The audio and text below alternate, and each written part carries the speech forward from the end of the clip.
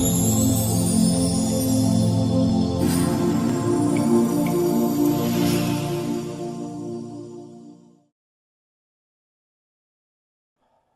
Evening. आज की class में हम लोग क्वेश्चन आंसर सेशन लेने वाले हैं सिविल सर्विसेज एप्टीट्यूड टेस्ट का। सिविल सर्विसेज एप्टीट्यूड टेस्ट में टोटल 3 पार्ट हैं, जैसा कि आपको पता है। उसमें से एक पार्ट आपका क्वांटिटेटिव एप्टीट्यूड है। उस क्वांटिटेटिव एप्टीट्यूड के कुछ टॉपिक्स हैं जिनको बेस करके अभी हम क्वेश्चंस करने वाले हैं। तो चलिए देखते हैं कि वो कौन कौन से टॉपिक हैं जिससे हम लोग आज का जो सेशन है वो स्टार्ट करेंगे।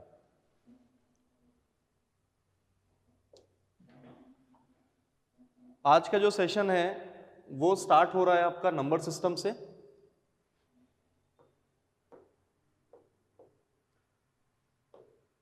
नंबर सिस्टम रहेगा, इसमें सिंप्लीफिकेशन के क्वेश्चंस रहेंगे, एलसीएम एचसीएफ रहेगा, ठीक है। साथ ही आपका एवरेज के क्वेश्चंस रहेंगे, ratio proportion, age, speed distance time, boat and stream, और लास्ट टॉपिक जो रहेगा इसमें वो क्या रहेगा, मिक्सचर रहेगा, ठीक है। तो स्टार्ट करते हैं क्वेश्चंस पे। बेसिक कॉन्सेप्ट तो आप लोगों को ऑलरेडी पता है उसके बारे में, फिर भी क्वेश्चंस के बीच में जो पॉइंट समझाने लायक रहेगा उसको ओवरऑल में मैं क्लियर करने की कोशिश करूंगा, ठीक है। चलिए देखते हैं। फर्स्ट क्वेश्चन जो आपका है वो है नंबर सिस्टम से, जिसमें लिखा है 17 टू द पावर 200 को 18 से विभाजित करने पर शेषफल क्या आएगा। ये जो टॉपिक है ये आपका शेषफल प्रमेय का है। ये किसका है? शेषफल प्रमेय, रिमाइंडर थ्योरम, ठीक है। तो शेषफल प्रमेय क्या कहता है?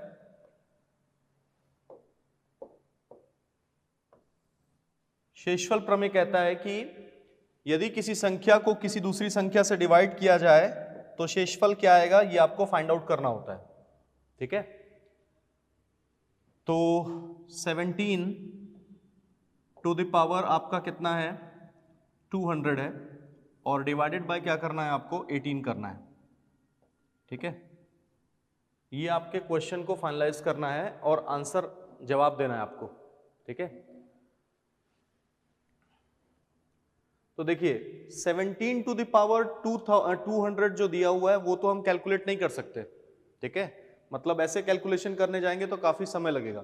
थ्योरम कहता है कि 18 को डिवाइड करिए और 17 को 18 से डिवाइड करिए। अब आप कहेंगे कि 17 18 से डिवाइड तो हो नहीं सकता है, क्योंकि 17 जो है वो 18 से डिवाइड नहीं हो सकता, इसीलिए टेबल आपको एक ज्यादा का पढ़ना है। किसका पढ़ना है? एक ज्यादा का पढ़ना है। एक बेसिक कॉन्सेप्ट मैं यहां पे बता रहा हूं, उसको आप समझिएगा। सपोज करिए 7 है और इस 7 को हमको क्या करना है, 5 से डिवाइड करना है। 7 को यदि आप 5 से डिवाइड कर रहे हैं तो दो टाइप के रिमाइंडर आते हैं। फर्स्ट रिमाइंडर है जिसको हम लोग कहते हैं पॉजिटिव रिमाइंडर, और एक दूसरा है जिसको हम लोग क्या कहते हैं, निगेटिव रिमाइंडर। दो टाइप के रिमाइंडर कहते हैं, एक को पॉजिटिव कहते हैं और दूसरे को क्या कहते हैं, निगेटिव कहते हैं। तो जो पॉजिटिव रिमाइंडर होता है, जैसे 7 को जब आप किससे डिवाइड करेंगे, 5 से डिवाइड करेंगे। किससे डिवाइड करेंगे? 5 से। तो जब 7 को 5 से डिवाइड करेंगे तो आप टेबल जब कम का पढ़ेंगे तो आपको क्या मिलेगा, यहां पर 5 और ये मिलेगा आपको +2। इसी +2 को आप क्या कहेंगे कि पॉजिटिव रिमाइंडर है, ठीक है। इसी तरीके से यदि मान लीजिए इसी 7 में मैं 5 से डिवाइड करता हूं और मैं टेबल ज्यादा का पढ़ता हूं, 2 टाइम्स पढ़ देता हूं, तो यहां पर क्या मिलेगा मुझे, 10 मिलेगा। और 7 से जब 10 माइनस करूंगा तो मुझे क्या मिलेगा, यहां पर -3 मिलेगा। तो इस तरह के रिमाइंडर को आप क्या कहेंगे, नेगेटिव रिमाइंडर कहेंगे। क्या कहेंगे? Negative reminder. अब जब इस तरह के क्वेश्चंस एग्जामिनेशन में आते हैं तो पॉजिटिव रिमाइंडर का भी यूज होता है और नेगेटिव रिमाइंडर का भी यूज होता है। ओवरऑल में जवाब तो आपको पॉजिटिव रिमाइंडर में ही देना है, ये ध्यान रखिएगा। कभी भी नेगेटिव रिमाइंडर में जवाब नहीं दे सकते आप, ठीक है। तो यदि क्वेश्चन का आंसर नेगेटिव रिमाइंडर में आ जाता है तो उसको पॉजिटिव रिमाइंडर में कैसे करेंगे, जिस संख्या से आपने भाग दिया था उस संख्या को आप इसमें क्या कर देंगे, ऐड कर देंगे। तो -3 + 5 करके क्या हो जाएगा, ये +2 हो जाएगा। क्या हो जाएगा? +2, ठीक। तो फाइनल यहां पर कैसे करना है समझिएगा। तो जब 17 को जब 18 से आप डिवाइड करेंगे तो एक टेबल कम का तो पढ़ नहीं पाएंगे आप, क्योंकि 17 18 से बड़ा तो है नहीं। इसीलिए आप क्या करेंगे, 18 का टेबल एक बार पढ़ेंगे जो कि 17 से ज्यादा होगा, और जब ज्यादा होगा तो यहां पर आप क्या लिखेंगे, -1। -1 टू द पावर क्या हो जाएगा आपका, 200 हो जाएगा, और डिवाइडेड बाय क्या हो जाएगा आपका 18। तो फाइनली -1 टू द पावर 200, इसका मतलब है कि क्या मिलने वाला है आपको, +1 मिलने वाला है। अब जब +1 को 18 से आप डिवाइड करेंगे तो फाइनली आपको जो रिमाइंडर मिलेगा वो क्या मिलेगा, +1 मिलेगा। काफी लोगों ने सही जवाब दिया है। तो इस तरह से आप ये कह सकते हैं कि डी आंसर जो है वो इस पर्टिकुलर क्वेश्चन का फाइनल आंसर है। ठीक है, तो डी ऑप्शन काफी लोगों ने जवाब दिया है और वो करेक्ट आंसर है। ठीक है, तो इस तरीके से पॉजिटिव और नेगेटिव रिमाइंडर का कॉन्सेप्ट चलता है और उसी के रिगार्डिंग क्या करना होता है, सॉल्यूशन करना होता है। ठीक है, हमेशा इस संख्या को इस संख्या से डिवाइड करना होता है, लेकिन कोशिश करें कि नंबर जो भी रिमाइंडर आप लें वो क्लोजर रहे। जैसे जैसे क्लोजर नंबर आता जाएगा उसके हिसाब से सॉल्यूशन करना पड़ेगा आपको। ठीक है, तो फाइनल जवाब क्या है आपका, +1 है। चलिए नेक्स्ट क्वेश्चन देखते हैं। 3 क्रमागत विषम संख्याओं का योग। 3 क्रमागत विषम संख्याएं हैं। ठीक है, 3 क्रमागत विषम संख्याओं कहने का मतलब क्या है, सीक्वेंस में नंबर है ये क्या नंबर है, ये सीक्वेंस में है, मतलब कंटिन्यूएशन में ये नंबर है, और ये है क्या, विषम संख्या। विषम संख्या मतलब ऑड नंबर। ठीक है, तो कहा जा रहा है कि 3 विषम संख्याओं का योग कितना है, 33 है। ठीक है, अब देखिए, यदि आपने औसत अच्छे से पढ़ा हुआ है, एवरेज, ठीक है, तो संख्याओं का जब औसत हम निकालते हैं, क्या निकालते हैं, औसत, और संख्याएं यदि कंटिन्यूएशन में हैं, चाहे वो विषम संख्या हो, सम संख्या हो या प्राकृतिक संख्या हो, और वो कंटिन्यूएशन में है, जैसे मान लीजिए 1 है, 2 है और 3 है, मैं आपको कहता हूं कि ये 3 कंटिन्यूएशन में जो नंबर्स हैं इनका आप एवरेज निकाल के बताइए। तो कॉन्सेप्ट ये कहता है कि फर्स्ट नंबर और लास्ट नंबर इन दोनों को क्या करिए, ऐड करिए। तो ऐड करने से क्या मिलेगा आपको, 4, और उसके बाद उसको डिवाइडेड बाय 2 कर दीजिए तो आपको 2 मिल जाएगा, मिलेगा। जब आपको 2 मिलेगा तो आप कहेंगे कि 1 2 3 इसका जो एवरेज है वो क्या है आपका, 2 एवरेज है। ठीक है ये 2 एवरेज। लेकिन मान लीजिए मुझे क्या निकालना है, इसका सम निकालना है। क्या निकालना है, इसका सम निकालना है। तो मुझे इन तीनों को क्या करना पड़ेगा, ऐड, मतलब इसी वैल्यू में मुझे क्या मल्टीप्लाई करना पड़ेगा, 3 का। ठीक, तो एवरेज यदि 2 है तो 2 से इस तरफ एक नंबर लिखना है और 2 से इस तरफ एक नंबर लिखना है। तो वैसे यहां पर जो योग दिया हुआ है वो कितना दिया हुआ है, 33। तो 33 है और 3 संख्याओं का है, तो 3 संख्याओं का 33 डिवाइडेड बाय क्या कर दो आप, 3। इसका मतलब है एक संख्या तो क्या है आपकी, 11 है, और ये संख्या क्या है, विषम संख्या है। विषम संख्या है मतलब 11 भी एक विषम संख्या है। इसके इस तरफ एक विषम संख्या क्या होगी, 13, और इसके इस तरफ विषम संख्या क्या होगी आपकी, 9। तो ये इस तरह से आपकी 3 विषम संख्याएं आपको मिल गई, और इस 3 विषम संख्याओं का जो योग है वो कितना है आपका, 33 है। ठीक है, यदि इन 3 विषम संख्याओं का योग 33 है तो पूछा गया है कि सबसे बड़ी संख्या क्या है। तो सबसे बड़ी संख्या इसमें क्या दिख रही है आपको, 13। इसीलिए 13 जो है वो इस क्वेश्चन का फाइनल जवाब है।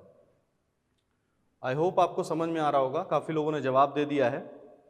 ठीक है, 13 जो है वो करेक्ट आंसर है। ठीक है, चलिए आगे देखते हैं। यहां पर लिखा है संख्या 6n² + 6n, जहां पर n एक प्राकृतिक संख्या है। देखिएगा 6 है, उसके बाद n² है प्लस 6n है, ये आपको दिया है, और आपको पूछा जा रहा है कि बताइए इन 4 ऑप्शन में से किससे कौन सा ऑप्शन है जो फाइनल जवाब आपको देगा। ठीक है। तो इस तरह के क्वेश्चन में एक चीज आपको ध्यान में रखना पड़ेगा कि यहां पर n जो है वो एक क्या है, प्राकृतिक संख्या है। प्राकृतिक संख्या कहने का मतलब है कि नेचुरल नंबर है, और लिखा हुआ है कि ये हमेशा किससे भाज्य, भाज्य मतलब डिविजिबल होना, ये हमेशा किससे डिविजिबल होगा, ये आपसे पूछ रहा है। एक चीज आपको ध्यान में रखना चाहिए कि यदि मान लीजिए मैंने इसमें से 6 कॉमन निकाल लिया, क्या निकाल लिया, 6 कॉमन निकाल लिया, या 6n कॉमन निकाल लिया, कुछ भी बोल सकते हैं, 6 कॉमन निकाल लिया, तो n स्क्वायर प्लस n बचेगा। क्योंकि प्राकृतिक संख्या है तो यहां पर जो भी संख्याएं आने वाली हैं वो एक पूर्णांक संख्या आएगी, और वो 6 का मल्टीपल होगा। किसका मल्टीपल होगा, 6 का मल्टीपल होगा। क्योंकि वो 6 का मल्टीपल होगा, इसका मतलब है कि 6 से तो विभाज्य होगा ही होगा वो। और बाकी नंबर्स के लिए हम लोग इसको क्या कर सकते हैं, एक बार वैल्यू को पुट करके देख सकते हैं। तो जैसे हमारे पास n इक्वल टू 1 है, प्राकृतिक संख्या कहां से स्टार्ट होती है, फर्स्ट n नेचुरल नंबर्स में प्राकृतिक संख्या कहां से स्टार्ट होती है, 1 से स्टार्ट होती है। तो n इक्वल टू क्या रखेंगे आप, 1 रखेंगे। तो 1 आपने रखा तो पुट किया, तो बाहर कितना आ गया, 6, ठीक है। यहां पर कितना आ जाएगा आपका 1, फिर यहां पर कितना आ जाएगा आपका 1। तो ये फाइनल करने के बाद यहां पर क्या मिला आपको, 12 मिला, ठीक है। फिर ऐसे ही n इक्वल टू आप क्या कर सकते हैं, 2 कर सकते हैं। तो जब आपने 2 किया तो यहां पर आप देख रहे हैं कि 6 मिल रहा है, ठीक है। अब 6 मिलने के बाद n स्क्वायर मतलब 2 का स्क्वायर मतलब क्या हो जाएगा, 4, 4 प्लस 2, ठीक है। यहां पर कितना आ जाएगा 2, तो 2 पुट किया यहां पर, और यहां पे 2 का स्क्वायर मतलब कितना हो गया 4, 4 प्लस 2 कितना हो गया आपका 6, 6 इंटू 6 कितना हो गया आपका 36, ये नंबर मिल गया। फिर n इक्वल टू आप क्या करेंगे, 3 करेंगे। जब n इक्वल टू 3 करेंगे, वैल्यू को पुट करेंगे, तो यहां पर आप क्या देख पा रहे हैं कि 6 तो बाहर है, ठीक है, और यहां पे 3 का स्क्वायर मतलब कितना हो जाएगा आपका 9, और प्लस यहां पर क्या हो जाएगा 3, तो यहां पर हमने क्या कर दिया 3 कर दिया। तो 9 और 3 कितना हो गया 12, 12 छक्के कितना हो गया 72। अब आप ये देखिए कि जितने भी नंबर्स आ रहे हैं वो 6 से तो डिविजिबल हैं, लेकिन साथ ही साथ 12 से भी डिविजिबल है, ये भी 12 से डिविजिबल है, ये भी 12 से डिविजिबल है, ये भी 12 से डिविजिबल है। आने वाले और भी नंबर जो हैं वो 12 से डिविजिबल होंगे। इसका मतलब ये है कि ये संख्या 12 से तो डिविजिबल है ही है, 6 से भी डिविजिबल है, लेकिन 18 से डिविजिबल नहीं हो सकता, क्योंकि जो हमारा फर्स्ट नंबर आया हुआ है वो 12 से डिविजिबल है और 6 से डिविजिबल है, 18 से डिविजिबल नहीं है। इसीलिए आपका फाइनल जवाब जो है वो क्या आएगा, फाइनल जवाब जो है वो डी आएगा, ठीक है। फाइनल जवाब क्या आएगा आपका, डी आएगा। तो थर्ड का कुछ लोगों ने 12 जवाब दिया है, कुछ लोगों ने 6 जवाब दिया है। ध्यान रखें कि ओवरऑल में जो जवाब आएगा वो डी आएगा, 6 और 12। क्या क्लियर है सभी को ये? डी आंसर, जितने लोगों ने थर्ड का डी आंसर जवाब दिया है वो सभी के आंसर्स क्या हैं, करेक्ट हैं, ठीक है। बी नहीं आएगा, ध्यान रखिएगा, है ना। सिर्फ बी नहीं आ सकता क्योंकि 6 से भी डिविजिबल है और 12 से भी डिविजिबल है। जितने भी नंबर्स आगे आएंगे वे सभी के सभी जो है वो 6 से भी विभाज्य है और 12 से भी विभाज्य है, ठीक है। चलिए आगे देखते हैं। अब यहां पर जो क्वेश्चन है वो इकाई के अंक को लेकर के है। यहां पर जो क्वेश्चन है वो किसको लेकर के है, इकाई के अंक को लेकर के है। तो देखिए 7 टू द पावर 95 और 3 टू द पावर 58, ये दो संख्याएं दी हुई हैं और दोनों को माइनस करके बताना है कि इस संख्या का ये जो n है ये इकाई का अंक क्या आएगा, इकाई के स्थान पर कौन सा अंक आएगा, ठीक है। तो देखिए सबसे पहला पॉइंट तो ये है कि हमको इकाई के अंक फाइंड आउट करने के लिए पहले 7 के पावर के कॉन्सेप्ट को देखना होगा कि 7 के पावर का कॉन्सेप्ट क्या कहता है। तो 7 के पावर का कॉन्सेप्ट कहता है कि 7 टू द पावर 1 होने से क्या मिलेगा आपको, 7 मिलेगा। 7 टू द पावर 2 होने से क्या मिलेगा आपको, 49 मिलेगा। 7 टू द पावर 3 होने से क्या मिलेगा आपको, 343 मिलेगा, मिलेगा 343। और 7 टू द पावर 4 होने से क्या मिलेगा, इसी 7 को 3 से मल्टीप्लाई कर दोगे तो जो भी वैल्यू आएगी 21 लास्ट में, ऐसा कुछ रहेगा। और यहां पर और भी नंबर्स रहेंगे, ठीक है। तो मेरे कहने का मतलब है यहां पर आपको यह समझना चाहिए कि इसका इकाई का अंक 1 आएगा, इसका क्या आएगा 3, इसका क्या आएगा 9, इसका क्या आएगा आपका 7। तो यहां पर आप देख पा रहे हो कि 7 का जो कॉन्सेप्ट है, अब यदि इसके बाद मैं फिर से 7 टू द पावर 5 करता हूं, ठीक है, 7 टू द पावर 5 करता हूं तो फिर से मुझे क्या मिल जाएगा, इकाई का अंक 7 मिल जाएगा, ठीक। तो आप देख पा रहे होंगे कि 1 2 3 4, 4 के बाद ये क्या हो रहा है, चेंज हो रहा है। 4 के बाद ये जो साइकिल है वो क्या हो रहा है, चेंज हो रहा है। तो आप ये कह सकते हैं कि 7 की जो साइक्लिसिटी है, साइक्लिसिटी कहने का मतलब है कि कितने ड्यूरेशन के बाद 7 के पावर में वही इकाई का अंक जो है वो रिपीट करता है, वो क्या है, पावर 4 का कॉन्सेप्ट है। किसका कॉन्सेप्ट है, पावर 4 का। इसी तरीके से 3 टू द पावर 58 आपको दिया हुआ है, क्या दिया हुआ है, 3 टू द पावर 58। तो 3 के लिए भी हम लोग चेक कर लेते हैं। 3 टू द पावर 1 क्या प्रोवाइड करेगा, 3। 3 टू द पावर 2 क्या प्रोवाइड करेगा, 9। 3 टू द पावर 3 क्या प्रोवाइड करेगा, 27। 3 टू द पावर 4 क्या प्रोवाइड करेगा, 81। फिर 3 टू द पावर जैसे ही 5 करोगे आप, फिर से आपके इकाई में क्या मिलने वाला है, आपको 3 मिलने वाला है, ठीक है। तो आप देख पा रहे हैं यहां पर सिंगल 1, ये 2 3 4 और ये 5वें में फिर से क्या हो जा रहा है, चेंजेस आ रहा है। तो इसकी भी साइक्लिसिटी क्या है, आपकी 4 है। इसकी भी साइक्लिसिटी जो है वो क्या है, आपका 4 है। तो यदि साइक्लिसिटी 4 है, इसका मतलब है कि ये 4 के पावर के साथ क्या हो रहा है, चेंजेस आ रहा है इसमें, ठीक है। तो देखिए वहां पर 95 है, तो हम क्या करेंगे, यहां पर 95 को 4 से डिवाइड करेंगे। जब हम 95 को 4 से डिवाइड करेंगे तो हमारा शेषफल कितना आएगा, उसको हमको देखना है। 4 से 4 दूनी 8, फिर 1 और 5 15, 4 तिया 12, तो रिमाइंडर कितना आ गया आपका, 3 आ गया। तो जब रिमाइंडर 3 आ गया तो आप क्या करेंगे, 7 टू द पावर 3 कर देंगे। ध्यान दीजिएगा, 7 टू द पावर क्या कर देंगे, 3, और 7 टू द पावर 3 करेंगे तो आपको मिलेगा 343। क्या मिलेगा, 343। इसी तरीके से यहां पर आपके पास है 58। 58 भी साइक्लिसिटी 4 वाले कॉन्सेप्ट में आ रहा है, तो 4 से आप इसको डिवाइड करेंगे। 4 से करेंगे तो 4 एकम 4, फिर 1 और 8 मतलब 18। 18 को 4 से भाग देंगे तो रिमाइंडर कितना आ जाएगा आपका, 2। रिमाइंडर कितना आएगा, 2। 2 रिमाइंडर आने से यहां पर क्या मिलेगा आपको, 3 to the power 2। 3 to the power 2 मतलब क्या मिलेगा आपको, 9, ठीक है। तो अब क्या करना है कि यहां पर जो वैल्यू आपने निकाली हुई है और यहां पर जो वैल्यू निकाली हुई है, दोनों को क्या करना है, माइनस करना है। तो आपके पास यहां पर 343 है और यहां पर आपके पास इसका इकाई का अंक कितना है, 9।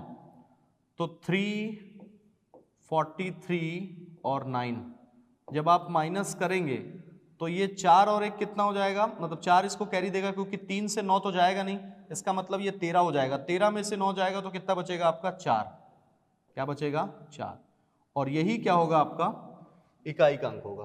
तो इकाई का अंक ये होगा, तो फाइनली जवाब क्या आ जाएगा आपका, बी ऑप्शन। काफी लोगों ने बी जवाब दिया हुआ है, इसीलिए बी जो है वो आपका फाइनल आंसर है, ठीक है। क्लियर है सभी को, सभी को क्लियर है बी आंसर, ठीक है। तो बी जो है वो फाइनल जवाब है। ध्यान रखिएगा कि जब तक आप साइक्लिसिटी आपको पता नहीं रहेगी कि कौन से यूनिट डिजिट में क्या चेंजेस आता है पावर के साथ, तब तक इस तरह के प्रॉब्लम आप नहीं बना पाएंगे, ठीक है।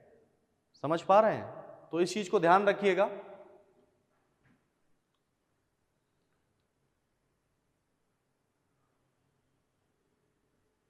चलिए आगे देखते हैं।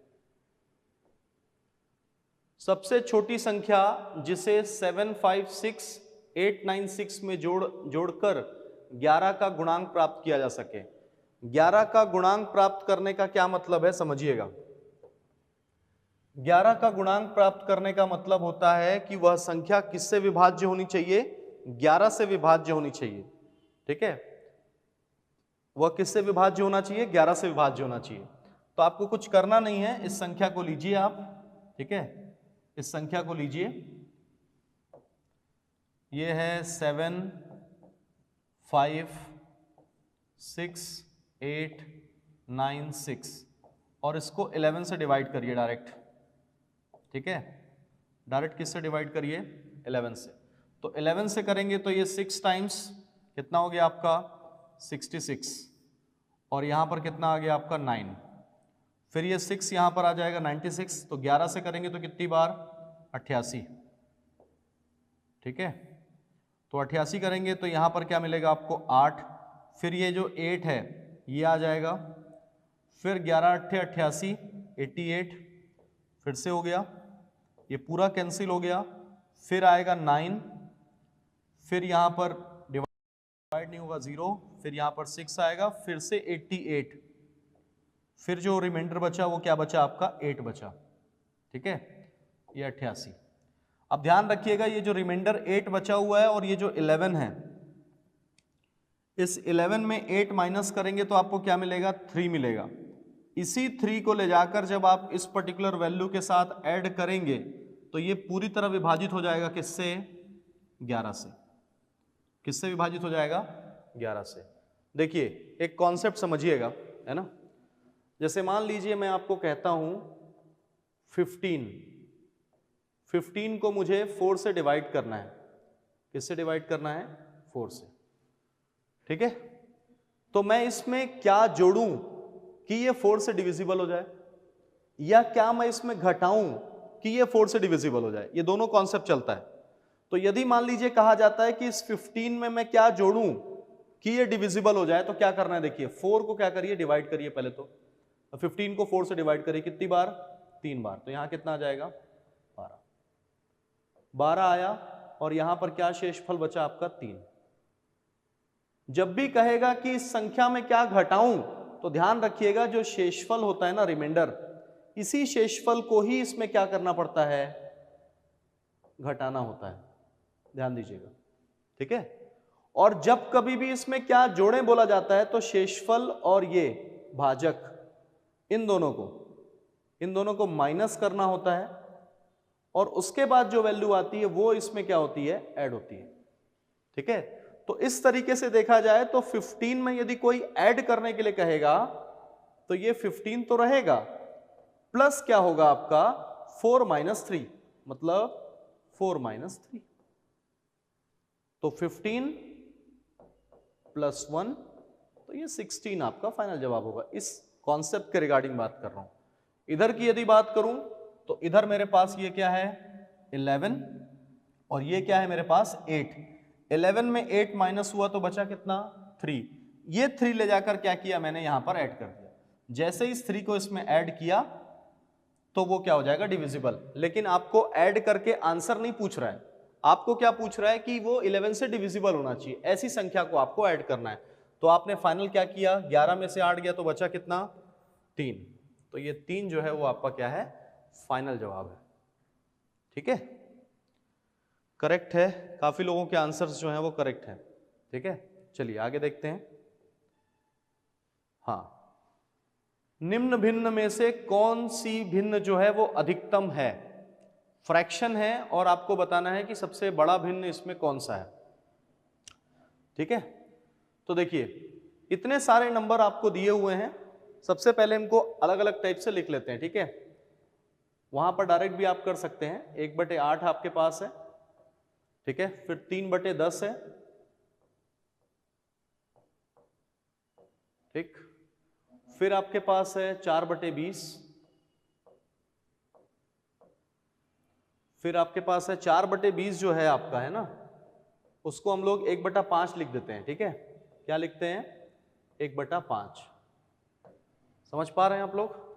4/20 है तो 4 से क्या हो जाएगा, ये 4 एकम 4 और 4 पंचे 20, इसीलिए 1/5।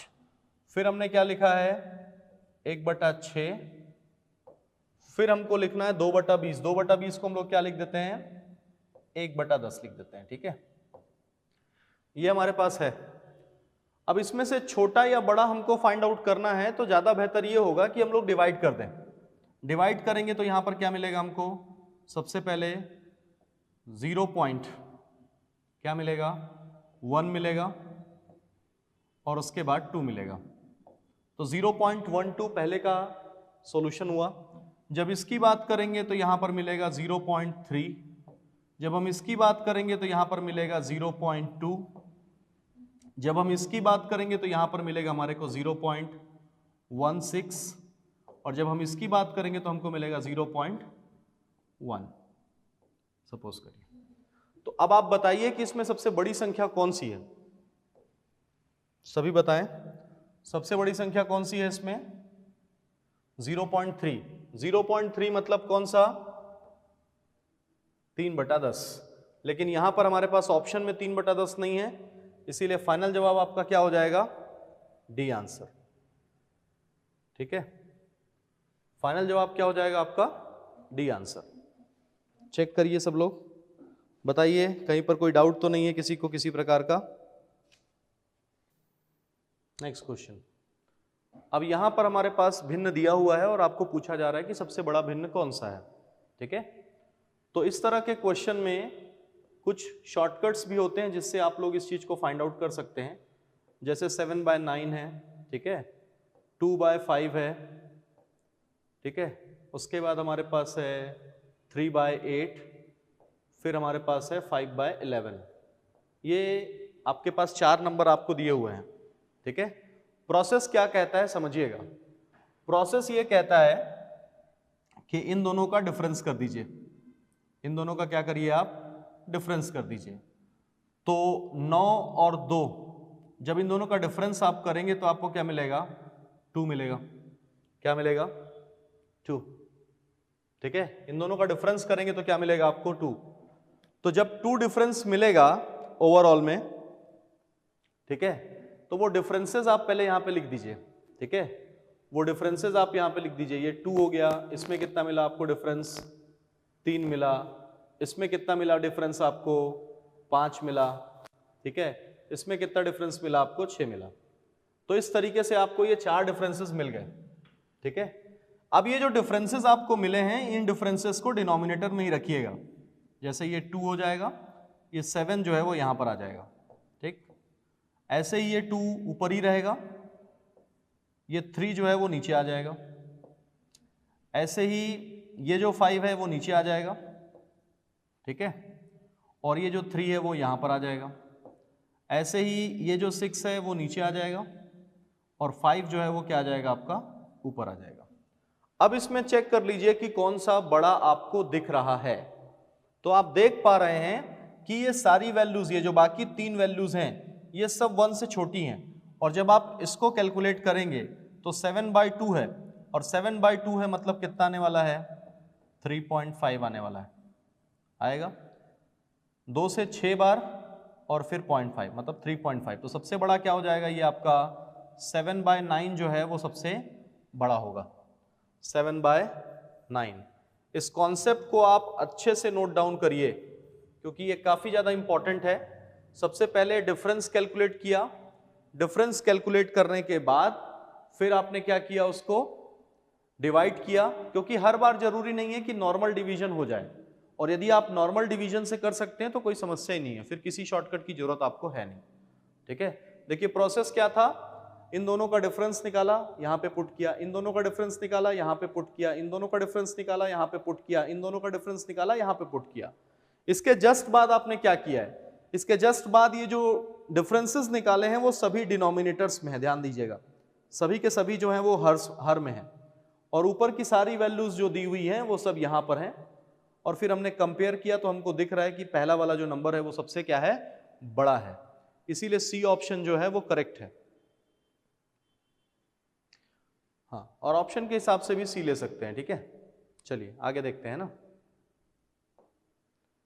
अब यहां पर हमारे पास है, ये सब बहुत ही बेसिक से क्वेश्चंस हैं, बहुत डिफिकल्ट बिल्कुल भी नहीं है, ठीक है। जैसे आपको पता है कि इसका कितना होता है, 121 है, 121 किसका होता है? 11 का होता है ना। 11 के बाद ये 133 जब इसके साथ ऐड होगा तो ये कितना हो जाएगा? 144 हो जाएगा। ठीक है, 144 किसका होता है? 12 का होता है। 12 जो है, 12 का जब 69 के साथ ऐड करोगे तो कितना आ जाएगा? 81 आ जाएगा। 81 किसका होता है? 9 का होता है, तो ये 9 आ गया। 9 को 55 के साथ करोगे तो इन दोनों का कितना होता है? 64 होता है। 64 किसका होता है? 8 का होता है। तो ये 8 इसके साथ जब ऐड करोगे, 8 और 17 इन दोनों को जब आप ऐड करोगे तो आपको कितना मिलेगा? 25 मिलेगा। और 25 का अंडर रूट है, इसका मतलब है क्या आंसर आने वाला है? डी आंसर आने वाला है 5। ठीक है, तो काफी सही जवाब जो है वो लोग दे पा रहे हैं, है ना। तो बहुत ही बेसिक से क्वेश्चंस ही हैं, है ना, जो पूछे जा रहे हैं इसमें। अभी जो आप देख रहे हैं वो सिंप्लीफिकेशन के टॉपिक्स हैं, मतलब सिंप्लीफिकेशन से क्वेश्चन आपका है यहाँ पर। ठीक है, चलिए जवाब आना चालू हो चुका है इसका। चलिए देखते हैं। ये 9 टू द पावर n है, तो हम यहाँ पर 9 टू द पावर n रखते हैं इसको। ठीक है, और बाकी इधर 27 है तो 27 के साथ उधर जाके क्रॉस मल्टीप्लाई करते हैं। ठीक है, देखिए ये 27 है, ये 3 है, क्रॉस मल्टीप्लाई होगा तो यहाँ पर 3 आ जाएगा। फिर ये 81 टू द पावर 4 है, तो 81 टू द पावर क्या किया? 4 किया। ठीक है, फिर ये दोनों कंटेंट नीचे आ जाएंगे। दोनों कंटेंट नीचे आए मतलब 3 टू द पावर 5, उसके बाद आपका 27 to the power 3, 27 to the power क्या हो गया आपका? 3 हो गया। अब इसको सिंप्लीफाई बस करना है आपको, बाकी ऐसा कुछ है नहीं। ठीक है, तो सिंप्लीफाई करने जाएंगे तो सपोज करिए ये 9 या 27 होता है।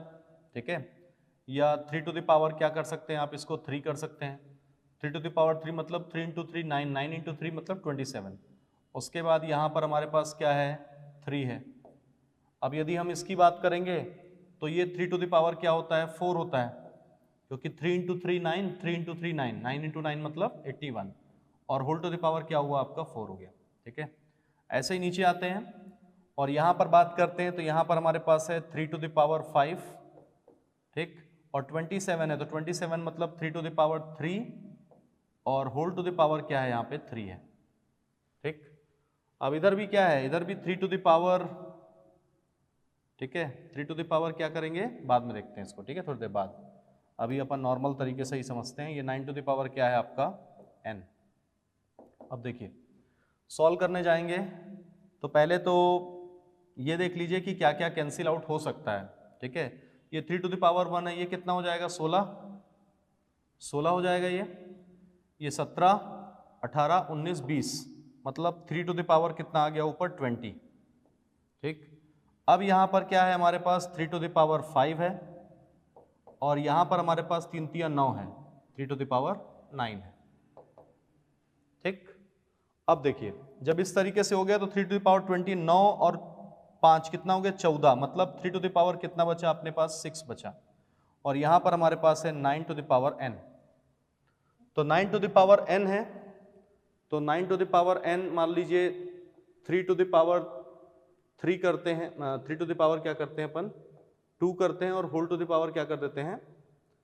2n, और यहाँ पर क्या कर देते हैं? 3 टू द पावर 6। इसका मतलब है कि 2n इक्वल टू 6, तो n इक्वल टू कितना हो गया आपका? 3। इसीलिए सी ऑप्शन यहाँ पर जो है वो फाइनल है। ठीक है, दोनों के में पावर को कंपेयर कर दिया इस तरीके से, और फिर फाइनल जवाब हमने दिया। ठीक है, चलिए आगे देखते हैं। 3 टू द पावर n दिया है, और ये होल यहाँ पर क्या है? 81 है। ठीक है, 3 टू द पावर n है, तो मान लीजिए दोनों तरफ हमने क्या कर दिया? अंडर रूट निकाल दिया, मतलब अंडर रूट यहाँ पर है 3 टू द पावर क्या हो गया? ये आपका n है, उधर जाएगा तो क्या हो जाएगा? 81 का स्क्वायर हो जाएगा।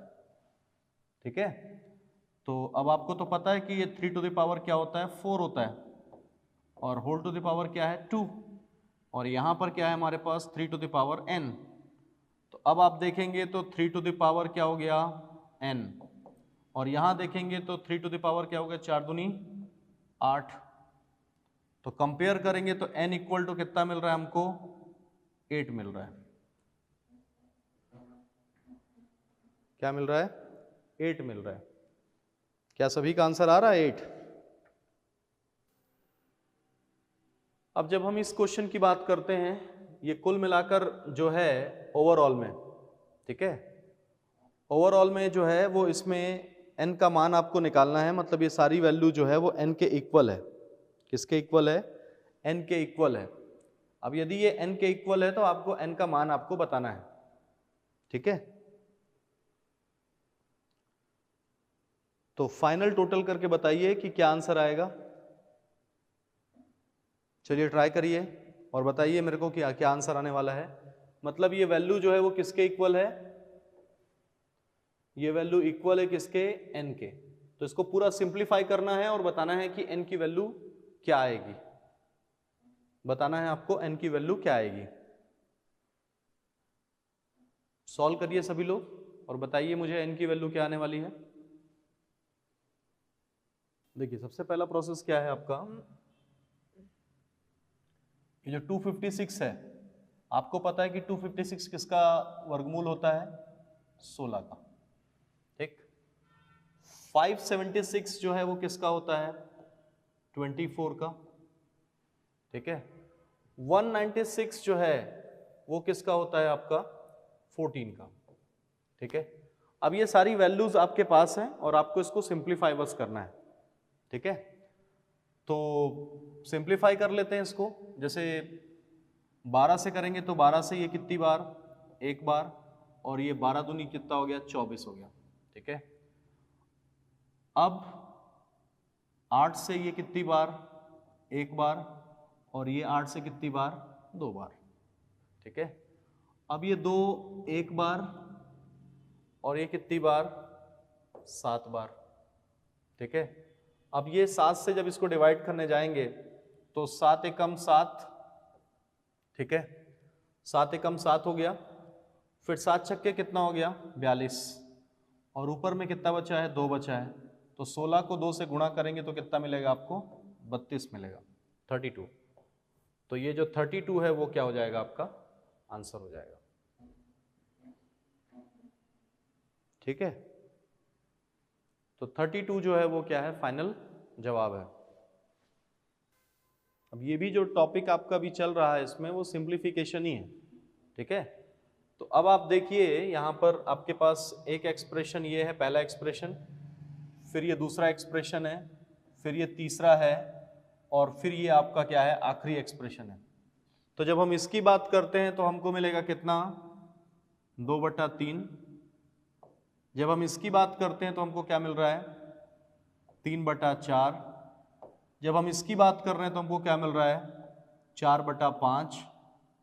ऐसे ही आगे जाएंगे तो यहां पर हम देखते हैं कि हमको मिलेगा n-1/n, ये आपको मिलेगा।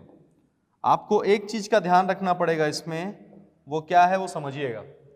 आप ये देखिए कि यदि सिर्फ और सिर्फ 2 टर्म है तो आफ्टर सिंप्लीफिकेशन आपको क्या मिल रहा है? जैसे 2 टर्म है तो आप देख पा रहे हैं कि ये वैल्यू और ये वैल्यू कैंसिल है। यदि इसी 2 टर्म पे जवाब देना हो तो आप कहेंगे कि 2/4 आंसर आएगा। इसी तरीके से ये पूरा टर्म है आपका और ये लास्ट टर्म है, तो आप देख पा रहे हैं कि 2 टर्म में फर्स्ट टर्म का पहला और सेकंड टर्म का लास्ट टर्म आ रहा है। वैसे ये पूरे टर्म में क्या होगा कि ये फर्स्ट टर्म तो आएगा, लेकिन जो लास्ट टर्म होगा उसका क्या आएगा? सिर्फ और सिर्फ n आएगा। ऐसे एक कॉमन पॉइंट जो है वो आपको फाइंड आउट करना पड़ेगा, तब आप ये कह पाएंगे कि 2/n जो है वो क्या है? स्टॉप, इस क्वेश्चन का जो है वो आंसर फाइनलाइज होगा। तो बी ऑप्शन जो है वो फाइनल है।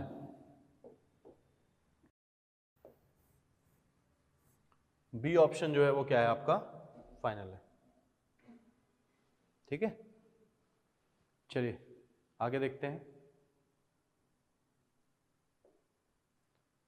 a plus B plus C is equal to 8, ab plus B C plus C A equal to 1 है, तो ज्ञात कीजिए कि बी सी ब्रैकेट में b plus C plus C A bracket में c प्लस ए और plus A B bracket में A plus B and plus 3abc, इसका मान क्या होगा?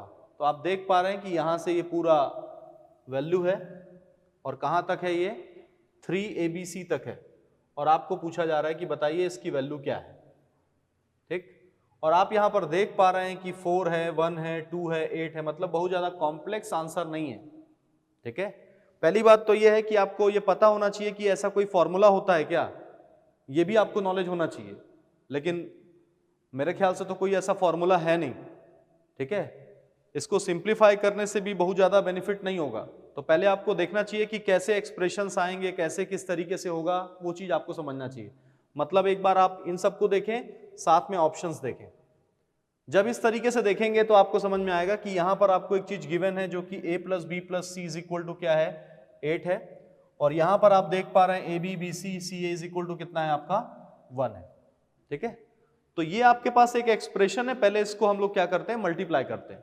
तो जब हम इसको मल्टीप्लाई करेंगे तो यहां पर मल्टीप्लाई करेंगे तो क्या मिलेगा हमको B square C plus B C square plus, जब इसको करेंगे तो क्या मिलेगा C square A plus C A square. ऐसे ही आगे जाएंगे तो क्या मिलेगा A square B plus A B square, और आखिरी में क्या है हमारे पास 3abc। अब आपको बताना है इसका जवाब क्या आने वाला है। ठीक है, अब ये एक्सप्रेशन आपके पास है। ठीक है, और यहां पर भी हमारे पास 3 टर्म है और यहां पर भी हमारे पास 3 टर्म है। यदि हम इनको भी मल्टीप्लाई करेंगे तो हमारे पास कितने एक्सप्रेशन आने चाहिए, टोटल 9 एक्सप्रेशन आने चाहिए। लेकिन आप देख पा रहे हैं 1 2 3 4 5 6 है, 6 ये हुआ, और ये 3 एक्सप्रेशन है जो 3abc के फॉर्म में है। इसका ये मतलब है कि कुल मिलाकर यदि बात करूं तो यदि इन दोनों टर्म को हम लोग मल्टीप्लाई कर देते हैं तो हमको ये एक्सप्रेशन मिल जाएगा। करके देखते हैं, a प्लस बी प्लस सी, और ब्रैकेट में हमारे पास क्या है A B B C C ए, और ये वैल्यू क्या है 8 इंटू 1, मतलब फाइनली यहां पर क्या दिख रहा है 8।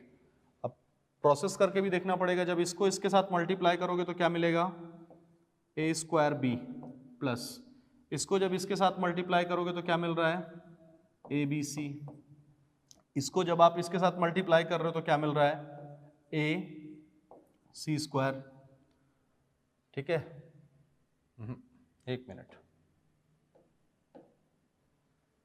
पहले A square B A B C, फिर जब इसी को उसके साथ मल्टीप्लाई किया तो क्या आ गया आपका सी ए स्क्वायर। ठीक है, A B B C C A square. ठीक है, प्लस जब हम इसकी बात करते हैं तो हमको मिला ए बी स्क्वायर, फिर जब हम इसकी इससे करेंगे तो क्या हो जाएगा बी स्क्वायर सी। ठीक है, और फिर हमको क्या मिलेगा ए बी सी। ठीक है, आखिरी में हमारे पास जो टर्म है वो फिर से plus A B C plus B C square plus C square A. तो अब आप देख पा रहे हैं कि ये एक ए बी सी है, ये एक ए बी सी है, और ये एक ए बी सी है, 3 ए बी सी हो गया, और बाकी सारे टर्म्स फाइनलाइज करने से क्या मिलेगा आपको 8 मिलेगा। चाहे तो हम लोग मैच कर सकते हैं, कैसे मैच करना है देखिए, बी स्क्वायर सी है हमारे पास बी स्क्वायर सी, देखिए बी स्क्वायर सी हो गया, बी सी स्क्वायर है कहीं पर हमारे पास बी सी स्क्वायर ये है, फिर सी स्क्वायर ए, ये सी स्क्वायर ए दिख रहा है, ये सी स्क्वायर ए दिख रहा है, सी ए स्क्वायर, ये देखिए सी ए स्क्वायर, ये सी A square, A square B, ये ए स्क्वायर बी, ये ए स्क्वायर बी, फिर ए बी स्क्वायर, ये ए बी स्क्वायर हो गया। ठीक है, अब आप देखिए ये 1 ये 2 और ये 3, तो ये 3abc। ठीक है, तो फाइनली क्या हो जाएगा, जो आपका जवाब है वो डी जो है वो फाइनल जवाब हो जाएगा। ठीक है, क्लियर है सभी को ये आंसर?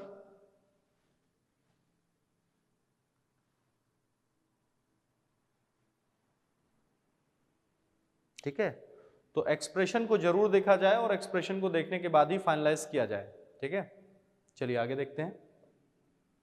4 घड़ियों में से प्रत्येक जो है वो 30 मिनट में, प्रत्येक एक जो घड़ी है वो 30 मिनट में, दूसरी घड़ी जो है वो क्या है 45 मिनट में, तीसरी घड़ी जो है वो 1 घंटा 45 मिनट में, और चौथी घड़ी जो है वो 15 मिनट में किट की आवाज करती है। किसकी आवाज करती है?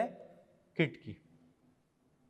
ठीक, तो चलिए, जब इस तरह का पॉइंट है तो एक है आपके पास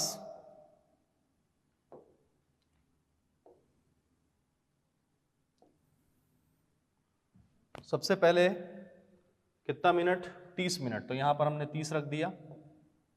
ठीक, दूसरे में लिखा है 45 मिनट, तो हमने यहां पे क्या रख दिया? 45 मिनट रख दिया। फिर तीसरा जो घड़ी है वो 1 घंटा 45 मिनट है। 1 घंटे में 60 मिनट, 60 और 45 ऐड करेंगे तो 105 मिनट आ जाएगा। कितना आ जाएगा? 105 मिनट।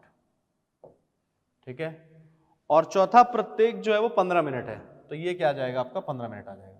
अब आपको इनका क्या करना है? एलसीएम निकालना है, क्योंकि ये क्वेश्चन जो है वो किससे बिलोंग करता है? आपका एलसीएम से बिलोंग करता है। तो जब एलसीएम से बिलोंग करता है और आप इसमें 15 से डिवाइड करेंगे, किससे डिवाइड करेंगे? 15 से। 5 से भी कर सकते थे, 15 से डायरेक्ट मैं कर रहा हूं। ठीक है, तो 15 दूनी 30, 15 तिया 45, और 15 सत्ते 105, और 15 एकम 15। ठीक है, अब देखिए, जब इस तरह का पॉइंट आएगा और यहां पर अभी आपके पास 2 है, 3 है और 7 है, तो सबसे पहले आप 2 से कर दीजिए, तो ये 1 हो गया, ये 3 हो गया, ये 7 हो गया, ये क्या हो गया? 1।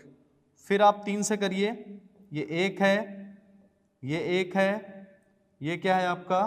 7 है, फिर ये 1 है, फिर आखिरी में किससे जाएगा? आपका 7 से चला जाएगा। ठीक है, तो 15 दूनी 30। ठीक है, और बाकी चीजें हैं।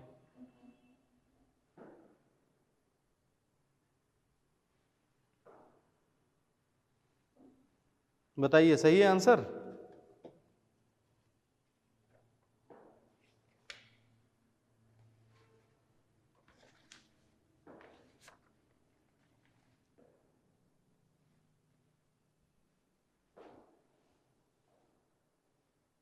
तो 15 दूनी कितना हो गया? 30। ठीक है, 15 दूनी कितना हो गया आपका? 30, और यहां पर हमारे पास सातियां कितना है? 21। तो ये 0, 3 से करेंगे तो 3 एकम 3, और 3 दूनी 6, 630 आ गया। तो 630 मिनट के बाद क्या होगा? दोबारा से किट की आवाज आएगी तीनों घड़ियों की। ठीक है, तो आप क्या करेंगे? ऐसा तो कोई आंसर दिया नहीं है, इसीलिए 630 को डिवाइड करेंगे किससे? 60 से, तो ये सब कैंसिल हो जाएगा। और जब आप इसको डिवाइड करने जाएंगे 63 को 6 से, तो 6 से 6 कम 6, फिर भाग नहीं जाएगा तो ये 0, और फिर 0.5 आवर, 10.5 आवर आपका आया।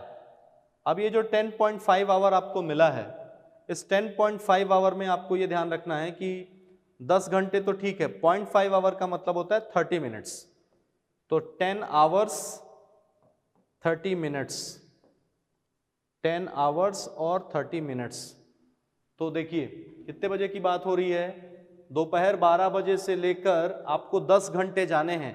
इसका मतलब है रात के 10 बजेंगे, और रात के 10 बजेंगे और उसके बाद उसमें 30 मिनट और ऐड करना है, इसके लिए मतलब 10:30, वो भी कब का? रात का। तो रात का 10:30 जो है वो जवाब है। काफी लोगों ने आंसर निकाल लिया है, 10:30।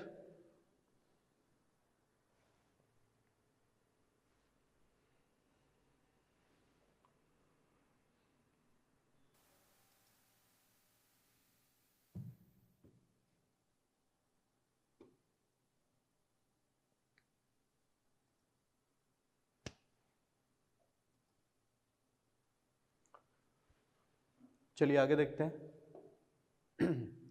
3 संख्याएं हैं x, y, z, जिनका औसत क्या है? x, y है, तब z बराबर होगा किसके?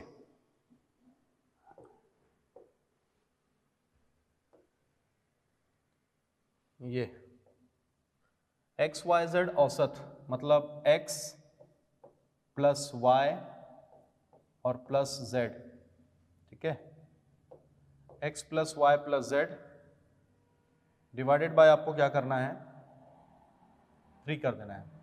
X plus Y plus Z divided by क्या कर देना है आपको, 3 कर देना है, ठीक है। और ये किसके बराबर है आपका, XY के बराबर है। किसके बराबर है, XY के बराबर है। ऐसा क्वेश्चन में लिखा है तो क्रॉस मल्टीप्लाई कर दीजिए, X plus Y plus Z is equal to 3XY, ठीक है। आपको क्या पूछ रहा है, Z की जो वैल्यू है वो किसके बराबर है, तो Z यहीं रहने दीजिए और इधर ले जा लीजिए 3XY minus X minus Y। तो आप देख पा रहे हैं 3XY minus X minus Y, तो ये जवाब जो है वो क्या है, फाइनल जवाब है।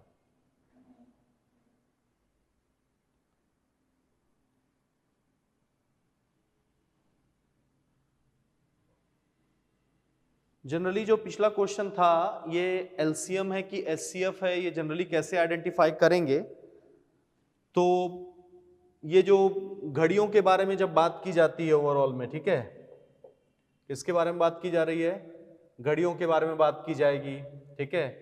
कभी कभी कहा जाएगा कि बेल है, रिंग कर रहा है, इस तरह के जब क्वेश्चंस आते हैं तो जनरली वो एलसीएम के ही क्वेश्चंस होते हैं। लीस्ट कॉमन मल्टीपल मतलब ऐसे कॉमन टाइमिंग फाइंड आउट करना है जिसमें तीनों घड़ियां जो हैं वो एक साथ या चारों घड़ियां जो हैं वो एक साथ रिंग करेंगी, इसलिए तो इस तरह के क्वेश्चंस में जनरली इसी तरीके से एलसीएम निकाल कर ही फाइंड आउट किया जाता है, जिससे हम लोग ये फाइंड आउट कर सकते हैं कि एक कॉमन टाइमिंग क्या होगी जिसमें तीनों की तीनों घड़ियां जो हैं वो एक साथ क्या करेंगी, रिंग करेंगी।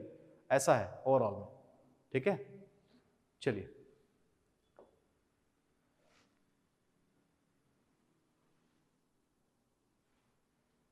ये क्वेश्चन का करेक्ट आंसर काफी लोगों ने निकाला हुआ है, ठीक है। जिनका नहीं आ पाया है वो यहां पर देख लें। कभी कभी एक्सप्रेशन वाले प्रॉब्लम्स जो है वो एग्जामिनेशन में आते हैं और बहुत इजी होते हैं, ऐसा नहीं है कि डिफिकल्ट होते हैं, बट वही है कि आप बस उसको आइडेंटिफाई कर लीजिए, बाकी कहीं कोई समस्या नहीं है, ठीक है। चलिए आगे देखते हैं। 5 सतत विषम संख्याओं का योग। सतत विषम संख्याएं मतलब समझते हैं कंटिन्यूएशन में जो विषम संख्याएं होती हैं उनके बारे में बात हो रही है। उनका औसत जो है वो कितना है, 41 है, और ये सतत विषम संख्याएं हैं। तो देखिएगा A है, B है, C है, D है और ये क्या है, E है।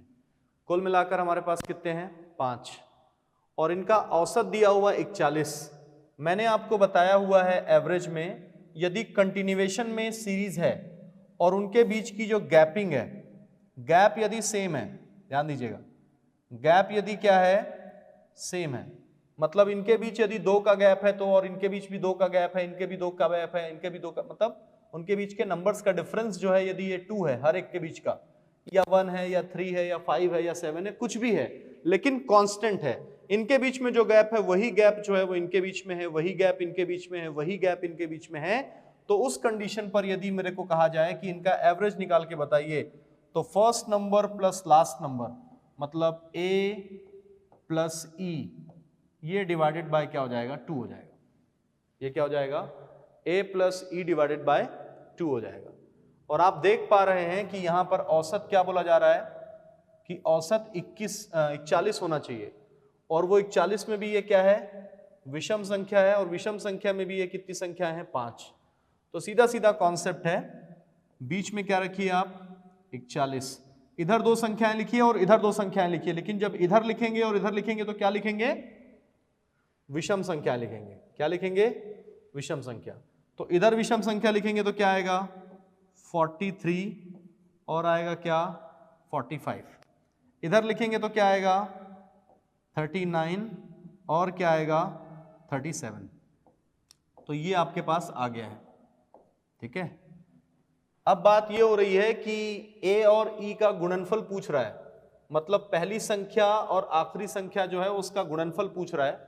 इसका मतलब है आपका 37 और 45 इसको आपको मल्टीप्लाई करके बताना पड़ेगा, ठीक है।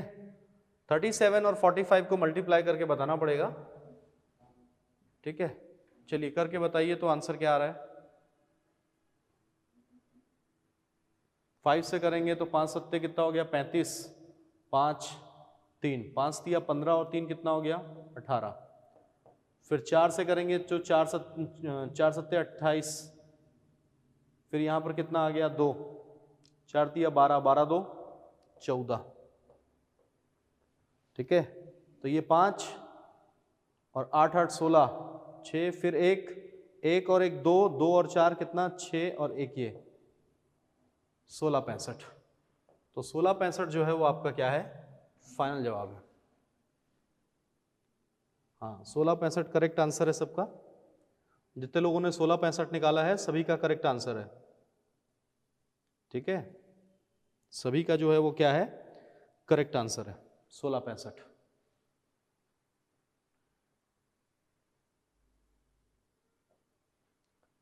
एक बल्लेबाज ने 16 पारियों में एक निश्चित औसत से रन बनाए हैं, ठीक है। तो एक बल्लेबाज जब निश्चित औसत से रन बनाने की बात करता है तो सबसे पहले तो n जो है वो उसकी पारियां हैं और AVG जो है वो उसका एवरेज है टोटल, और यहां पर जो है वो क्या है टोटल है। ध्यान दीजिएगा क्वेश्चन को, ठीक। तो कहा जाता है कि 16 पारियां, तो एज्यूम कर लीजिए कि 16 पारियों में उसने x की एवरेज से रन बनाए हैं, इसका मतलब है उसने टोटल कितने बनाए होंगे 16x। अब कहा जाता है कि वो 17वीं पारी में, ध्यान दीजिएगा क्वेश्चन में लिखा है कि 17वीं पारी में वो क्या करता है 102 रन बनाता है। कितने रन बनाता है 102 रन, और जिसके कारण से उसके औसत रनों में क्या हो जाता है 4 की वृद्धि हो जाती है। इसका मतलब है कि यदि 17वीं पारी तक हम जाते हैं, 17वीं पारी को इंक्लूड करते हैं तो उसका औसत जो है वो 4 से क्या हो जाएगा बढ़ जाएगा। ऐसा यहां लिखा हुआ है देखिए, ठीक है। तो अब इसको मल्टीप्लाई करोगे तो क्या हो जाएगा ये 17x और 17 चौक 68 68, ठीक।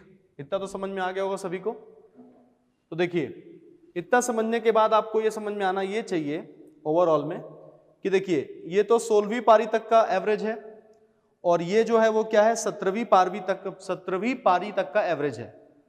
अब यदि इन दोनों को माइनस कर देते हो तो आपको मिल जाएगा 102 रन मिल जाएंगे। क्या मिल जाएंगे 102 रन। तो आप क्या करेंगे 17x प्लस 68 माइनस क्या 16x इक्वल टू कितना हो जाएगा 102, ठीक। अब देखिए 17 में से 16 जाएगा तो क्या बचेगा x, 102 जो है उसमें 68 आप माइनस कर दीजिए, तो 102 में 68 माइनस किया तो ये आ गया 32।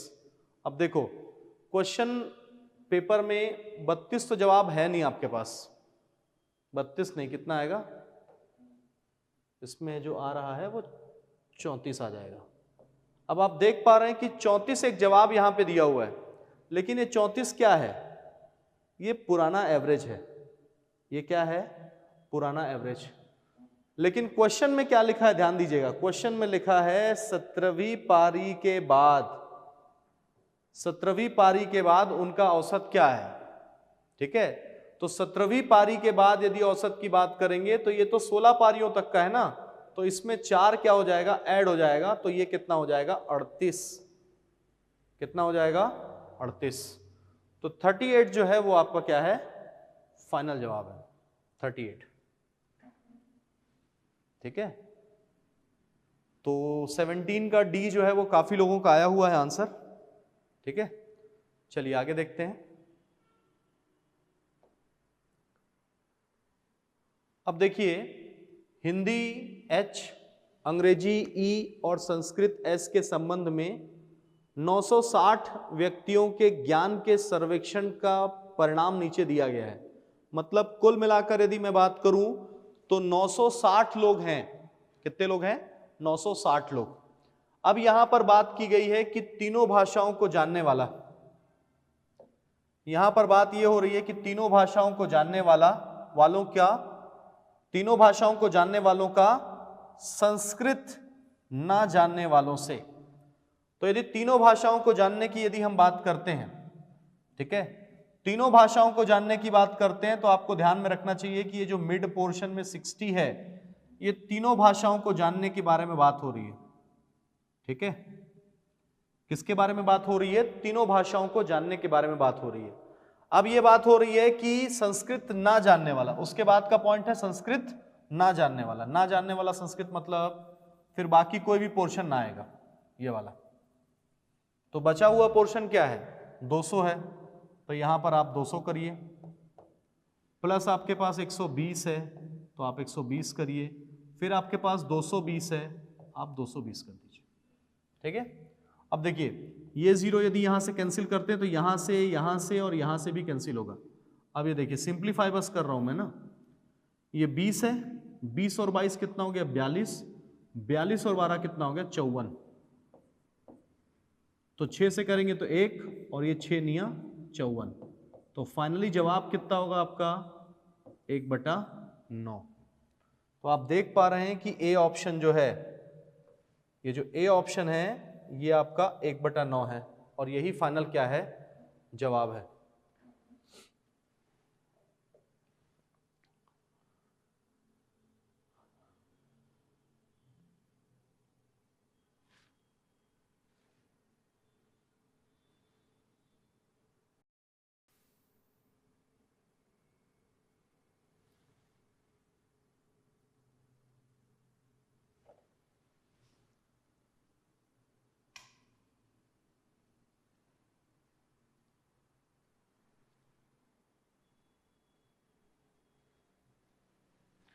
वन इज टू 9 जो है वो करेक्ट आंसर है। ठीक है, बस एक ही चीज का ध्यान रखिएगा, जब भी इस तरह के क्वेश्चंस आते हैं आपको अच्छे से जो है वो क्वेश्चन को रीड करना है। तीनों भाषाओं को जानने वालों का संस्कृत ना जानने वालों के साथ क्या अनुपात है। संस्कृत ना जानना मतलब तीसरा सर्कल इंक्लूड नहीं होना चाहिए।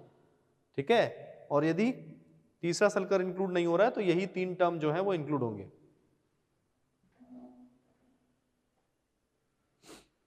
देखिए इस क्वेश्चन में कहा गया है कि तीनों भाषाओं को जानने वालों का, सबसे पहले तो ये समझें कि तीनों भाषाओं को जानने वाले का क्या मतलब है। ये जो सर्कल है ये सेट थ्योरी के कॉन्सेप्ट पर बिलोंग करता है। ठीक है, अब देखिए तीनों भाषाओं को जानना, ये जो सर्कल है वो क्या रिप्रेजेंट कर रहा है? पहला वाला सर्कल रिप्रेजेंट कर रहा है इंग्लिश जानने वालों को, ठीक, दूसरा सर्कल हिंदी जानने वाले को, और तीसरा सर्कल जो है वो संस्कृत जानने वाले को रिप्रेजेंट कर रहा है। अब देखिए ये जो 60 है वो क्या शो कर रहा है? ध्यान दीजिए, ये 60 शो कर रहा है उन लोगों को जो इंग्लिश भी जानते हैं, हिंदी भी जानते हैं और संस्कृत भी जानते हैं। तो 60 आ गया, तो ऊपर हमने क्या लिख दिया? 60 लिख दिया। ये तीनों भाषाओं को जानने वाले लोग हैं। अब दूसरा पॉइंट क्या कहता है कि संस्कृत ना जानने वालों के साथ क्या है? तो संस्कृत ना जानने वाला मतलब ये पूरा सर्कल जो है वो संस्कृत जानने वाले लोग हैं ना, इसीलिए ये सारे क्या हो जाएंगे? हट जाएंगे, इनको आप कंसीडर नहीं करेंगे। और यदि आप इनको कंसीडर नहीं करेंगे इसका मतलब है कि किनको कंसीडर करेंगे? इंग्लिश जानने वाले को, केवल इंग्लिश जानने वाले को, केवल हिंदी जानने वाले को, और इंग्लिश और हिंदी दोनों जानने वाले को भी कंसीडर करेंगे आप। लेकिन संस्कृत उसमें नहीं आना चाहिए, इसीलिए 200 प्लस 120 प्लस 220, इसीलिए यहां 200 प्लस 120 और प्लस आपका 220। इसको सिंप्लीफाई करेंगे तो आपको क्या मिलेगा?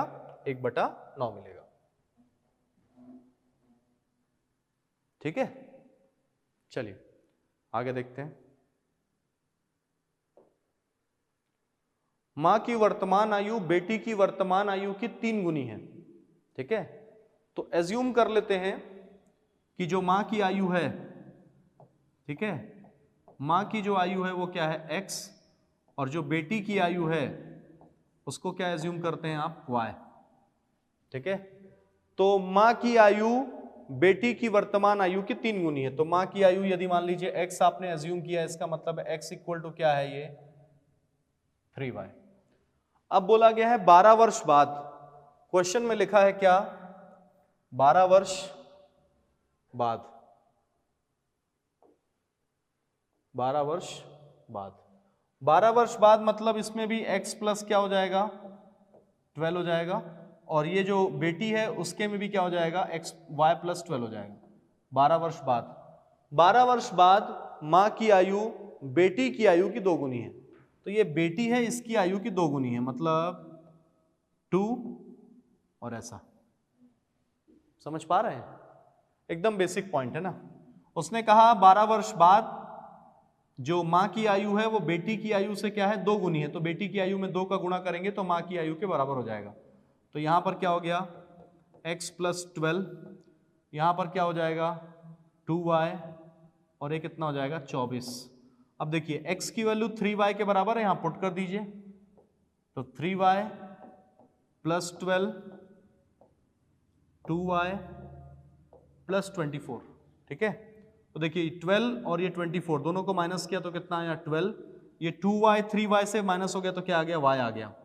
इसका ये मतलब है कि y इक्वल टू कितना हो गया आपका 12। तो आपके पास ये डी ऑप्शन है, ये आपका क्या है, फाइनल जवाब है। हाँ, 12 ईयर जो है वो करेक्ट आंसर है। चलिए आगे। शादी के समय एक औरत और उसके पति की औसत आयु 23 वर्ष थी, शादी के समय, ठीक है।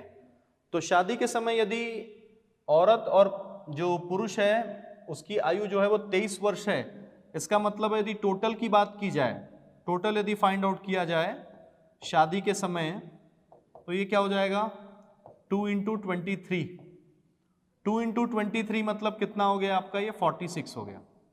कितना हो गया 46। अब 5 वर्ष के बाद, ध्यान दीजिएगा, 5 वर्ष के बाद उनके पास 1 साल का बच्चा है, तो 5 वर्ष बाद मतलब 5 इंटू 2 कितना हो जाएगा, 10 ईयर्स ऐड करने पड़ेंगे, और तो ये कितना हो गया आपका 56 हो गया।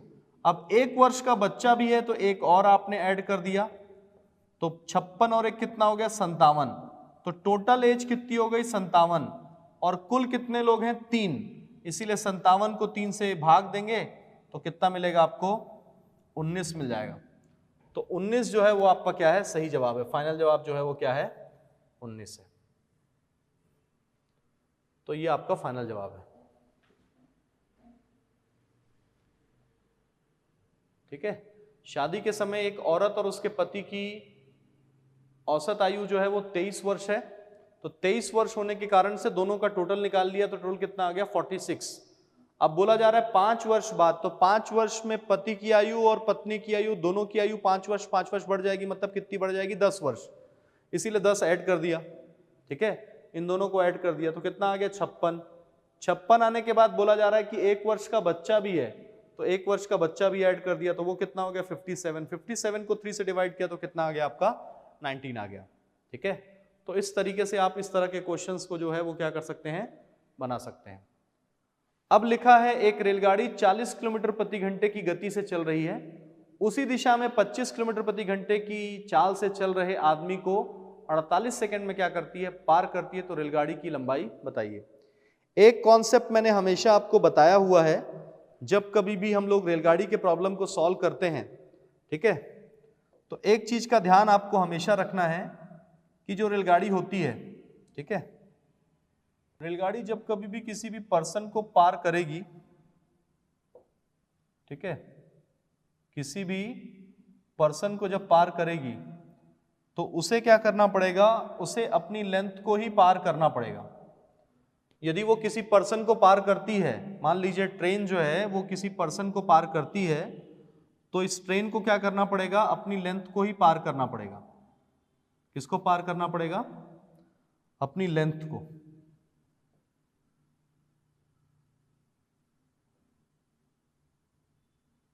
ठीक है। इस ट्रेन को यदि इस व्यक्ति को पार करना है, इसका मतलब है उसे अपनी लेंथ को पार करना पड़ेगा। और इस ट्रेन की लेंथ को यदि मान लीजिए आप क्या एज्यूम करते हैं कि ये क्या है, L है, ठीक है। इसकी भी एक स्पीड है ट्रेन की और इस बंदे की भी एक स्पीड है, तो इस ट्रेन की जो स्पीड है वो कितनी है 40 किलोमीटर प्रति घंटा, और इस बंदे की जो स्पीड है वो क्या है आपकी 25 किलोमीटर प्रति घंटा, ठीक है। और वो 48 सेकंड में क्या करती है, पार कर लेती है इसको। इसका मतलब है दोनों सेम डायरेक्शन में मूव कर रहे हैं, और यदि दोनों सेम डायरेक्शन में मूव कर रहे हैं तो मैंने आपको बताया है कि लेंथ ऑफ द ट्रेन, ठीक, डिवाइडेड बाय, दोनों के एक ही डायरेक्शन में करेंगे तो स्पीड माइनस हो जाएगा, तो 30 माइनस 25 ये करेंगे आप, और इक्वल टू हो जाएगा क्या, 48 सेकेंड। एक ही चीज का ध्यान रखिएगा, क्योंकि ये 48 सेकेंड है और यहां पर जो वैल्यू आ रही है वो क्या आ रही है आपकी, किलोमीटर पर आवर में आ रही है। तो इसका मतलब है कि ये L हो जाएगा, यहां पर आप 5/18 मल्टीप्लाई करेंगे, क्या करेंगे, 5/18 क्रॉस मल्टीप्लाई कर दीजिए, तो L इक्वल टू यहां पर 48 5/18 और मल्टीप्लाइड बाय कितना हो जाएगा, 5। ठीक है, अब करके देखते हैं इसको। तो 5/18 है, 30 है, 25 और 40 15 आएगा ना यहाँ पे। एक मिनट, यहाँ पर आपके पास 40 किलोमीटर है, तो ये वाली जो वैल्यू है वो कितनी हो जाएगी आपकी, 40 हो जाएगी। तो यहाँ पर 40, और 40 होने से ये जो क्रॉस मल्टीप्लाई किए यहाँ पर क्या आ जाएगा, 15 आ जाएगा। अब 3 से करते हैं, तो 3 से करेंगे तो 3 5 15, 3 छक्के कितना, 18, 6 से करेंगे तो ये एक बार, 6 8 48, ठीक है, तो 5 से 5 25, 25 8 200, तो 200 मीटर जो है वो ट्रेन की लेंथ है। तो आप देख पा रहे हैं कि 200 मीटर हमारे पास यहाँ पर ऑप्शन में मौजूद है, वही जो है वो इस क्वेश्चन का क्या है, जवाब है। देखिए, जब कभी भी कोई भी ट्रेन किसी पर्सन को पार करती है या किसी ऐसी चीज को पार करती है जिसकी लेंथ ट्रेन की लेंथ के कंपैरिजन में जो है वो नेग्लिजिबल है, जैसे कभी कभी पेड़ को पार करना या किसी खंबे को पार करना, ऐसा जब कॉन्सेप्ट आता है तो उस कंडीशन पर आपको ध्यान रखना पड़ेगा इस चीज का, ठीक है, कि उसको अपनी लेंथ को पार करना होगा उस पर्टिकुलर चीज को फाइंड आउट करने के लिए, ठीक है, क्योंकि इसके लेंथ के कंपैरिजन में इसकी जो लेंथ है वो काफी ज्यादा है। ठीक है, चलिए आगे देखते हैं। एक बंदर 30 मीटर ऊंचे खंबे पर चढ़ता है, ठीक है, ये काफी अच्छा क्वेश्चन है। एक बंदर जो है वो 30 मीटर ऊंचे खंबे पर चढ़ता है, ठीक है, वह पहले मिनट क्या करता है, 15 मीटर चढ़ता है, किंतु दूसरे मिनट में क्या हो जाता है कि 12 मीटर वो फिसल जाता है। देख लीजिए, पहले मिनट में 15 मीटर चढ़ना और दूसरे मिनट में 12 मीटर फिसल जाना, इसका क्या मतलब है, इसका सीधा सीधा ये मतलब है कि सामने वाला बंदा 2 मिनट में सिर्फ और सिर्फ, ध्यान दीजिएगा, 30 मीटर ऊंचे खंबे पर जाना है उसको, वह पहले मिनट में 15 मीटर चढ़ता है और दूसरे मिनट में 12 मीटर क्या हो जाता है, फिसल जाता है। तो 15 मीटर चढ़ना और 12 मीटर फिसल जाना, इसका मतलब है कि वो 2 मिनट में 15 माइनस 12, इसका मतलब है वो सिर्फ और सिर्फ कितने मीटर चढ़ पा रहा है, 3 मीटर चढ़ पा रहा है। कितने मीटर चढ़ पा रहा है, 3 मीटर। अब लिखा है खंबे के शीर्ष पर बंदर के पहुंचने तक यह प्रक्रिया जारी रहती है, मतलब जैसे ही शीर्ष पर पहुंचता है यह प्रक्रिया क्या हो जाएगी, स्टॉप हो जाएगी। समझिएगा, तो 2 मिनट में, ध्यान दीजिएगा, ये मिनट कर देता हूं नहीं तो आप कंफ्यूज हो जाएंगे, 2 मिनट में उसको 3 मीटर जा पाता है, ठीक है, 3 मीटर ना। तो बताओ 10 मिनट में क्या होगा,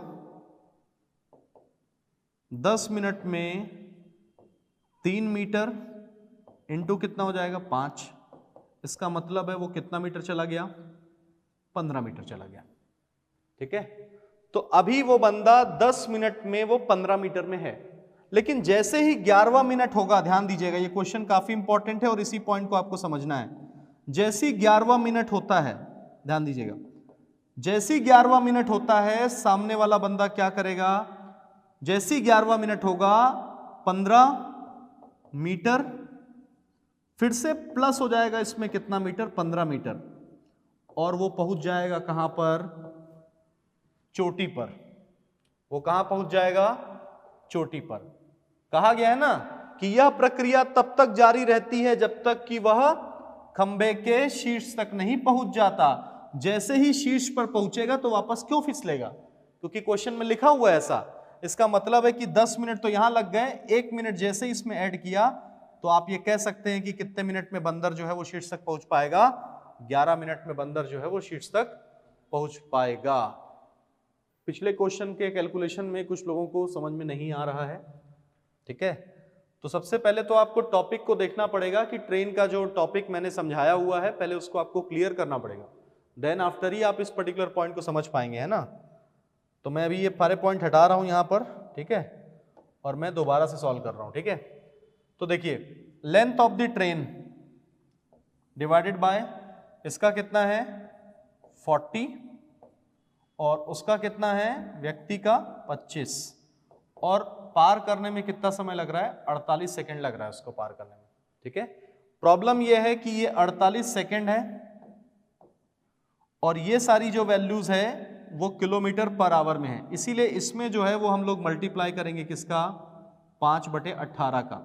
ये 5/18 क्या कहता है, 5/18 कहता है कि यदि कहीं पर किलोमीटर पर आवर में है और 5/18 गुणा कर दूंगा तो वो कन्वर्ट हो जाएगा किसमें, वो कन्वर्ट हो जाएगा मीटर पर सेकंड में, ठीक है। और लंबाई जो है वो मीटर में ही होती है, तो लेंथ वैसी रख दिया यहां पर 48। अब 40 को 15 से माइनस करोगे तो कितना आ जाएगा 15, 40 को 25 से माइनस करोगे तो कितना आ जाएगा 15, और ये कितना है 5/18, ठीक। अब 3 से करो, 3 से 3 बचे 15, 3 छक्के 18, 6 से करेंगे तो 6 से 6 कम 6, 6 अट्ठे 48। अब 8 गुणित 25 तो 25 अट्ठे कितना हो गया 200। तो यहां पर C जो है वो आपका क्या है 200 मीटर है, और 200 मीटर जो है वो फाइनलाइज हुआ, ठीक है।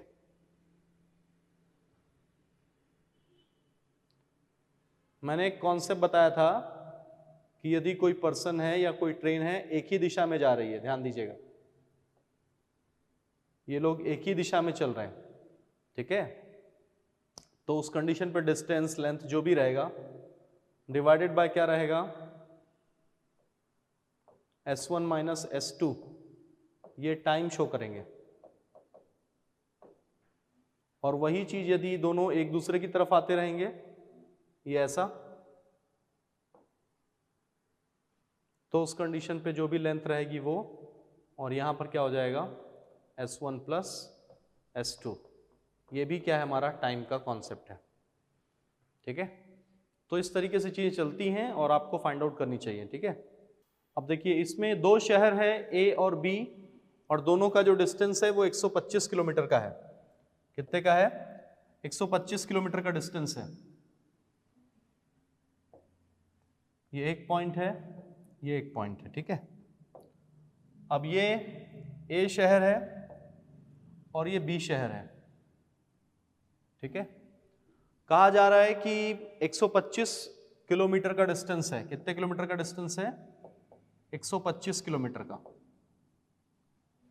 एक व्यक्ति P से शहर A से P से शहर A से क्या करता है रवाना होता है, और सुबह 7:30 बजे रवाना होता है। कितने बजे रवाना होता है 7:30 बजे, तो ये 7:30, ठीक है। और इसकी जो स्पीड है वो क्या है 25 किलोमीटर प्रति घंटा, ध्यान दीजिएगा। सेकंड जो पॉइंट बात करेंगे, व्यक्ति Q जो है शहर B से रवाना होता है A की तरफ, वो 7 बजे रवाना हो जाता है। अब ये जो रवाना हो रहा है वो कितने बजे हो रहा है 7 बजे हो रहा है, ठीक है। और इसकी जो स्पीड है वो क्या है आपकी देख लीजिए 30 किलोमीटर प्रति घंटा है। तो यहां पर हम क्या पुट करेंगे 30 किलोमीटर प्रति घंटा, ठीक है। तो उधर 25 किलोमीटर प्रति घंटा है, इधर 30 किलोमीटर प्रति घंटा है, ठीक है। अब रवाना हो रहे हैं तो जाहिर सी बात है ये इस तरफ से रवाना हो रहा है, लेकिन पॉइंट है कि ये कितने बजे रवाना हो रहा है 7 बजे। ध्यान दीजिएगा दोनों के मिलने का समय यदि आपको फाइंड आउट करना है तो दोनों को सेम टाइमिंग पर रवाना करना पड़ेगा, लेकिन दोनों सेम टाइमिंग पे रवाना नहीं हो सकते। ध्यान दीजिएगा ये 7 बजे चला तो आधा घंटा ट्रेवल करने के बाद, ध्यान दीजिएगा आधा घंटा ट्रेवल करने के बाद 7:30 बजेगा। कितना बजेगा 7:30 बजेगा सुबह का, ठीक है। 7:30 बजे ये 15 किलोमीटर चल चुका होगा, क्योंकि 1 घंटे में वो कितना किलोमीटर चलता है 30। इसका मतलब है ये 15 किलोमीटर चला गया। यदि ये 15 किलोमीटर चला गया मतलब यहां से लेकर यहां तक कितना हो गया इसका 110 हो गया। कितना किलोमीटर बचा 110। तो इन दोनों के मिलने के समय के बारे में बात करूंगा तो यहां सीधा सीधा 110 नीचे कितना, दोनों एक ही दिशा एक दूसरे के अपोजिट जा रहे हैं। थोड़ी देर पहले बताया था अपोजिट होने से दोनों प्लस करना पड़ता है, तो ये 30 है तो ये 30 हो गया, ये कितना हो गया आपका 25। तो आपका आया 110/55। तो 110/55 मतलब कितना घंटा 2 घंटा। कितना घंटा 2 घंटा। 2 घंटा मतलब 7:30 बजे से यदि 2 घंटे की बात करेंगे तो 8:30, 8:30 के बाद 9:30। तो आप कह सकते हैं कि दोनों व्यक्ति किस पॉइंट पर मिलेंगे, कितने मिनट के बाद मिलेंगे या कौन से टाइमिंग पर मिलेंगे, तो 9:30 बजे मिलेंगे। यदि कितने घंटे के बाद मिलेंगे कहा जाता तो 2 घंटे के बाद मिलेंगे। ठीक है, एक बार इसको देख लीजिए कहीं पर यदि आपको लगता है। देखिए सीधी सी बात है, ये बंदर वाले प्रॉब्लम को भी एक बार देख लीजिए दोबारा से, हो सकता है कुछ लोग को समझ में ना आ रहा हो कि क्या चल रहा है यहाँ पे। ठीक है, 2 मिनट वाला समझ में आया कि 2 मिनट में 15 - 12 क्यों किए हैं। 15 - 12 इसलिए किए हैं कि भाई पहले मिनट में 15 मीटर चढ़ जा रहा है और दूसरे मिनट में 12 मीटर क्या हो जा रहा है, फिसल जा रहा है। इसका मतलब है कि वो कुल मिलाकर बात करूं तो 3 मीटर ही चढ़ पाता है। और वो कितने मिनट में 3 मीटर चढ़ पाता है, 2 मिनट में 3 मीटर चढ़ पाता है। अब हमको ये देखना है कि कितने मीटर तक वो जा सकता है। तो 15 मीटर तक जब जाता है तो उसको 5 मिनट लग जाते हैं। क्यों लगते हैं, क्योंकि 3 मीटर चढ़ने में उसको 2 मिनट लगते हैं। 3 मीटर चढ़ने में कितने मिनट लगते हैं, 2 मिनट। तो 15 मीटर चढ़ने में कितने मिनट लगेंगे, 3 मीटर गुणित 5 मतलब कितना हो गया 15 मीटर। तो यहां पर आप ये कह सकते हैं कि 15 मीटर चढ़ने में उसको 10 मिनट लग गए। अब 10 मिनट में वो 15 मीटर चढ़ गया है। नेक्स्ट टाइम जब चढ़ेगा तो 15 मीटर में 15 मीटर डायरेक्टली ऐड हो जाएगा नेक्स्ट मिनट में, और वो फिसल नहीं पाएगा। क्यों नहीं फिसल पाएगा, क्योंकि खंबे के शीर्ष पर बंदर के पहुंचने तक यह प्रक्रिया क्या रहती है, जारी रहती है। ऐसा क्वेश्चन में मेंशन किया हुआ है। ठीक है, चलिए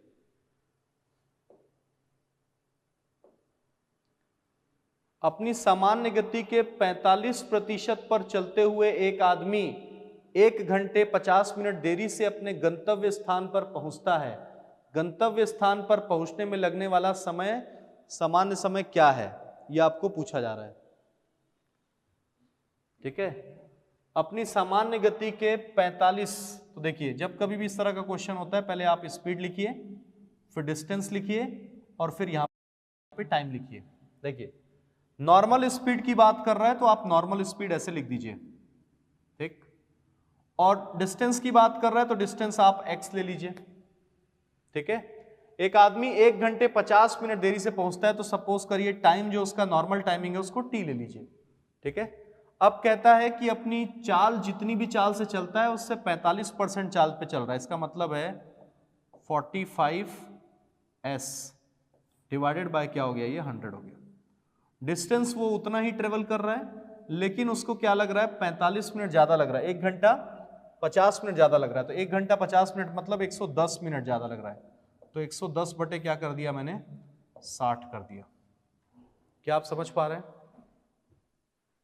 ठीक, तो अब देखिए दोनों में चीजें कांस्टेंट हैं। सबसे पहले इसको लाइए तो s इंटू टी। दूसरी तरफ जब हम इसके लिए लिखेंगे तो क्या लिखेंगे, 45s डिवाइडेड बाय 100। ठीक है, और मल्टीप्लाई आप करेंगे किसको, t प्लस 110 डिवाइडेड बाय 60। ये दोनों वैल्यू एक दूसरे के क्या होंगी, इक्वल, क्योंकि ये भी डिस्टेंस है और ये भी डिस्टेंस है। और जब दोनों वैल्यू इक्वल है तो ये s और ये s कैंसिल, ये 100 क्रॉस मल्टीप्लाई होगा तो यहां क्या आ जाएगा आपका 100t, और ये 45 अंदर मल्टीप्लाई होगा तो ये क्या हो जाएगा 45t। ठीक, और यहां पर अंदर मल्टीप्लाई होगा तो पहले तो ये 0 और 0 कैंसिल हो जाएगा। 45 गुणित 11 डिवाइडेड बाय कितना हो जाएगा आपका 6।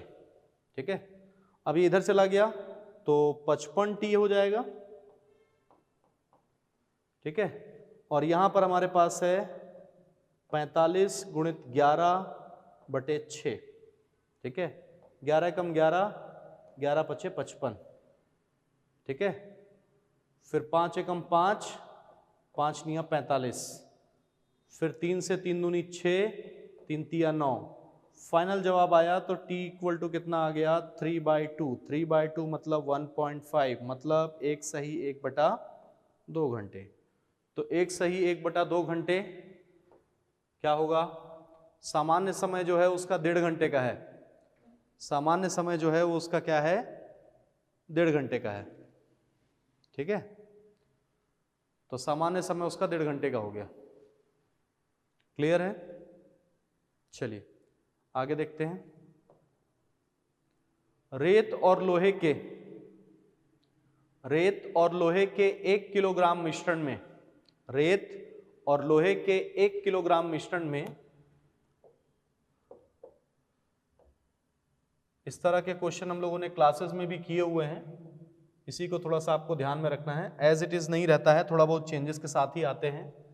तो रेत और लोहा, तो देखिए ये है रेत, ठीक है, और लोहा, तो कहा गया है कि रेत और लोहे का 1 किलोग्राम का मिश्रण है, मतलब ये जो सॉल्यूशन है वो कितने किलोग्राम का है 1 किलोग्राम का है, ठीक है, और उसमें 20% जो है वो लोहा है। तो यदि लोहा जो है वो 20% है तो रेत जो है वो कितना परसेंट है 80% है। लोहा जो है वो 20% है तो रेत कितना है 80% है। तो बोला जा रहा है इसमें कि क्या ऐड किया जाए, ध्यान दीजिएगा, इसमें कितने परसेंट रेत ऐड की जाए, देखिए कितना रेत मिलाया जाए ऐसा बोला जा रहा है। इसका मतलब इसमें जो ऐड हो रहा है वो क्या ऐड हो रहा है रेत, ठीक है, रेत ऐड करने से लोहा कितना हो जा रहा है बोल रहा है वो, लोहा जो है वो 10% हो जा रहा है, ठीक है, और रेत जो है वो कितना हो जाएगा 90%। एक चीज का बस ध्यान रखिएगा, वो चीज क्या है समझिएगा, मैंने आपको पहले भी समझाया है जब मैं मिक्सचर टॉपिक पढ़ा रहा था तब मैंने कहा कि इस सिचुएशन से इस सिचुएशन में जो भी चीज कांस्टेंट होगी वही चीज क्या होगी कंपेयर होगी। हमने एज्यूम किया कि रेत ऐड करने के बाद वो x kg का हो जाता है, तो इस सिचुएशन से इस सिचुएशन में ऐसी कौन सी चीज है जो कांस्टेंट है वो बताएं। ऐड आप क्या कर रहे हो रेत, तो दोनों ही सिचुएशन में रेत जो है वो वेरी कर रहा है, लेकिन लोहा इस सिचुएशन में और इस सिचुएशन में कांस्टेंट है। आप कभी भी परसेंटेज के हिसाब से मत कंपेयर करो कि कांस्टेंट है कि वेरी कर रहा है, आप ये देखो कि क्या चीज उसमें मिलाई जा रही है, क्योंकि इसमें रेत मिलाई जा रही है इसका मतलब है यहां पे जो क्वांटिटी है और यहां पे जो क्वांटिटी है वो मिसमैच है।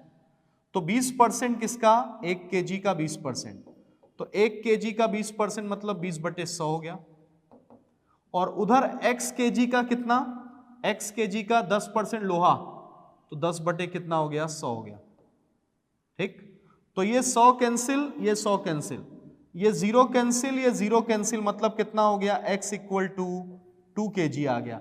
मतलब ये जो मिक्सचर तैयार हुआ है वो कितने kg का हो गया है 2 किलोग्राम का हो गया है। पहले मिक्सचर कितने किलोग्राम का था 1 किलोग्राम, और इसमें आपने ऐड क्या किया है रेत ऐड किया है, तो कितना एक्स्ट्रा मिल गया है 1 किलोग्राम एक्स्ट्रा मिल गया है। तो 1 किलोग्राम एक्स्ट्रा मिलने का मतलब है कितनी आपने रेत ऐड कर दी है 1 किलोग्राम रेत ऐड कर दी है। आपने कितनी ऐड कर दी है रेत 1 किलोग्राम रेत जो है वो आपने ऐड कर दी है।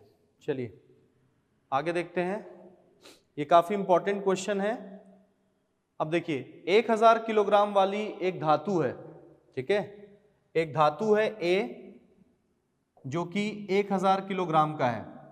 कितने किलोग्राम का धातु है वो 1000 किलोग्राम का है, 1000 रुपीस पर किलोग्राम का है ना, 1000 रुपीस पर किलोग्राम का है। और ये जो बी धातु है ये 700, ये क्या है 700 रुपए पर किलोग्राम का है, ठीक है। और इनका जो अनुपात आया हुआ है वो कितना आया हुआ है, 2:3 आया हुआ है। इसका मतलब है यहां पर 2 है और यहां पर क्या है 3 है। अब इसकी ये वैल्यू नहीं पता है कि मिक्सचर कितने रुपए किलोग्राम का है, तो नहीं पता है तो ये x रुपीस पर किलोग्राम का हो गया। अब देखो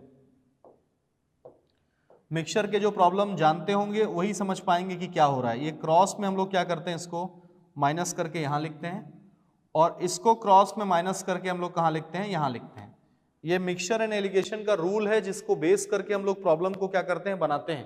तो देखिए जब हम इसमें लिखते हैं तो ध्यान दीजिएगा ये वैल्यू जो है वो इन दोनों वैल्यूज के बीच में एग्जिस्ट करती है। मतलब 700 से ज्यादा होगा और 1000 से क्या होगा, कम होगा। इसका मतलब है जब ये वैल्यू 2 आप लिखने जाएंगे तो उसमें ध्यान रखिएगा कि x माइनस 700 करना पड़ता है। तो आप ये कहेंगे कि x माइनस 7, ठीक है। और ये ऐसा इसी तरीके से जब हम यहां बात करेंगे तो यहां पर हमारा क्या होता है 1000 माइनस क्या हो जाएगा x। ये आपका 2 पॉइंट हो गया और यही वो अनुपात है जो किसके बराबर है, 2:3 के। तो सीधा सीधा क्या कर दो आप, x minus 7 divided by 1000 minus x equal to कितना हो गया, 2/3 हो गया। क्रॉस मल्टीप्लाई करो तो 3x 7 दिया कितना हो गया 21, 2 से इधर मल्टीप्लाई किया तो कितना हो गया 2000 हो गया, माइनस कितना हो गया 2x, माइनस 2x इधर गया तो ये कितना हो जाएगा 5x। 2000 में ये 2000 है, ठीक है, कितना है 2000 है, 7 दिया 21, ये 700 है ना, तो ये 2100 हो जाएगा ना, ठीक है। तो 2000 इधर है और ये बराबर है ना, 2100 इधर आएगा तो कितना हो जाएगा 4100। तो x इक्वल टू कितना हो गया, डिवाइड करेंगे तो 40, उसके बाद 1 और 0, 5 से करेंगे तो 5 अट्ठे 40, फिर 1 और 0 10 और ये कितना हो गया आपका 820, ठीक है। अब ये तो x 820 रुपए पर किलोग्राम हो गया, लेकिन ऐसा कितना 15 किलोग्राम मिश्र धातु बनानी है। जो मिश्र धातु बनेगी वो कितने किलोग्राम की रहेगी, 15 किलोग्राम की रहेगी। तो क्या करेंगे अपन 820 गुणित क्या कर देंगे 15, तो 15 शून्यम शून्य, 15 दूनी 30, फिर 3, 15 अट्ठे 120, 120 और ये कितना हो गया 123। तो 12,300 रुपए जो है वो लगेंगे आपको।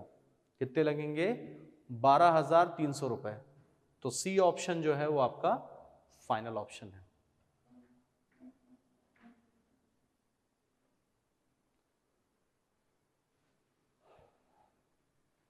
ठीक है, आई होप आपको समझ में आ रहा है। तो ये आज का जो क्वेश्चन आंसर सेशन है वो यहीं तक था। प्रैक्टिस आपको क्वेश्चंस की करते रहनी है। जितना ज़्यादा प्रैक्टिस आप क्वेश्चंस की करेंगे उतना एग्जामिनेशन में आपको हेल्प मिलेगा। कॉन्सेप्चुअल जो पॉइंट है वो आपके क्लियर होने चाहिए, तभी चीज़ें जो है वो वहाँ पर प्रॉपरली बन पाएंगी।